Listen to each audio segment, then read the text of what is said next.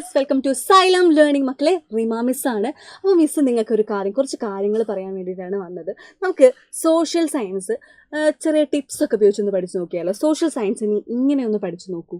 എങ്ങനെയൊക്കെ നോക്കിയാലോ?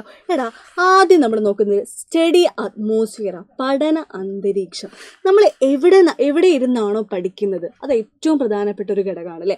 നമുക്കിപ്പോൾ ചിലർക്ക് എന്താണ് ഒരുമിച്ചിരുന്ന് പഠിക്കാനായിരിക്കും ഇഷ്ടം, ചിലർക്ക് ഒറ്റയ്ക്ക് ഒരു റൂമിലിരുന്ന് പഠിക്കാനായിരിക്കും ഇഷ്ടം, അല്ലെങ്കിൽ ചിലർക്ക് പാട്ടൊക്കെ കേട്ടുകൊണ്ട് പഠിക്കുന്നതായിരിക്കും ഇഷ്ടം. നമ്മൾ ആദ്യം എവിടെ നിന്ന് പഠിക്കണം, എങ്ങനെ പഠിക്കണം, ആദ്യം നമുക്ക് ആ ഒരു അന്തരീക്ഷം അല്ലേ, സ്റ്റഡി അറ്റ്മോസ്ഫിയർ സെറ്റ് ചെയ്യണം. പഠനാന്തരീക്ഷം അവിടെ സെറ്റ് ചെയ്താൽ മാത്രം എന്താണ് നമുക്ക് കൂളായിട്ട് എനിക്ക് ഇവിടെ ഇരുന്നാലേ പഠിക്കാൻ പറ്റുള്ളൂ എന്ന് ഓരോരുത്തർക്കും ഓരോ തോന്നുന്നുണ്ടാവില്ല. ഇപ്പോൾ എനിക്കിഷ്ടം എന്ന് പറഞ്ഞാൽ എനിക്ക് ഒറ്റയ്ക്ക് ഇരുന്ന് പഠിക്കാനാണ് ഇഷ്ടം, ഒറ്റയ്ക്ക് ഒരു റൂമിലിരുന്ന് പഠിക്കാനാണ് ഇഷ്ടം. അപ്പം നിങ്ങൾക്ക് ഓരോരുത്തർക്കും എന്താ മക്കളെ ഓരോ ഇഷ്ടങ്ങളായിരിക്കും. ചിലപ്പോൾ നിങ്ങൾക്ക് അമ്മയുടെ അച്ഛൻ്റെ ഒക്കെ കൂടെ ഇരുന്ന് പഠിക്കാനായിരിക്കും ഇഷ്ടം, അല്ലെങ്കിൽ ഒറ്റയ്ക്ക് ഇരുന്ന് പഠിക്കാനായിരിക്കും ഇഷ്ടം, അല്ലെങ്കിൽ പാട്ടും ഡാൻസും ഒക്കെ കളിച്ചുകൊണ്ട് അങ്ങനെ പല രീതിയിൽ പഠിക്കുന്ന കുട്ടികളുണ്ട് അല്ലേ. അപ്പോൾ ആദ്യം നമ്മളെന്താണ് നമുക്ക് ഏതാണോ കംഫർട്ടബിൾ ആയിട്ടുള്ള ഒരു പ്ലേസ് സെറ്റ് ചെയ്യുക, അവിടെ ഇരുന്ന് പഠിക്കാൻ ശ്രമിക്കുക. ആദ്യം നമുക്ക് എന്താ വേണ്ടത്, സ്റ്റഡി അറ്റ്മോസ്ഫിയർ സെറ്റ് ചെയ്യുക.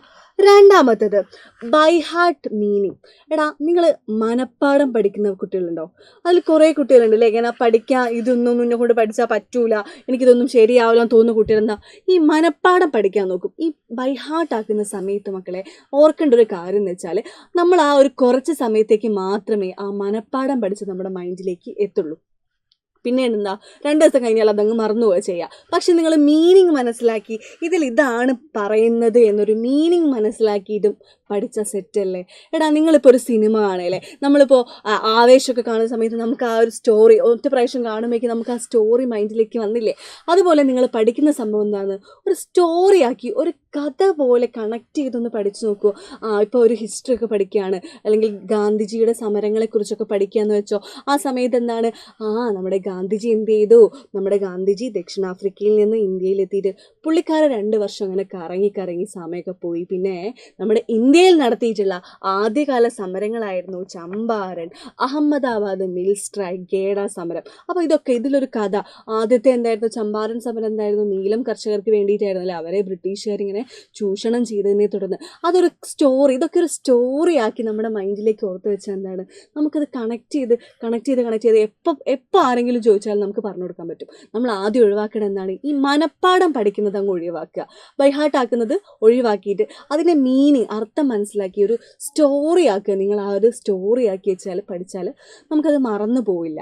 Okay, then next read and write. നമ്മളിപ്പോൾ എന്താണോ പഠിക്കാൻ പോകുന്നത് അതാദ്യം ഒന്ന് ജസ്റ്റ് ഒന്നിങ്ങനെ വായിച്ചു നോക്കിയിട്ട് നിങ്ങൾക്ക് എന്തെങ്കിലുമൊക്കെ മനസ്സിലാവില്ല, എന്തെങ്കിലുമൊക്കെ മനസ്സിലാക്കി നേരത്തെ പറഞ്ഞ പോലെ എന്താണ് ഒരു സ്റ്റോറി ആക്കി പഠിച്ച് മനസ്സിലാക്കി വെക്കുക. എന്നിട്ട് നിങ്ങളത് വായിച്ചു നോക്കുക. അതോടൊപ്പം നിങ്ങൾ എന്തും കൂടി ചെയ്യാന്ന് പറയുന്നത് ആ പഠിച്ച കാര്യങ്ങൾ ജസ്റ്റ് ഒരു പോയിന്റ് ആക്കി ഇങ്ങനെ എഴുതി പഠിച്ചു നോക്കൂ. എഴുതി പഠിക്കുമ്പോൾ എന്നാൽ നിങ്ങളുടെ മൈൻഡിലേക്ക് അതൊരിക്കലും പോവില്ല. മിസ് അങ്ങനെയായിരുന്നു കേട്ടോ.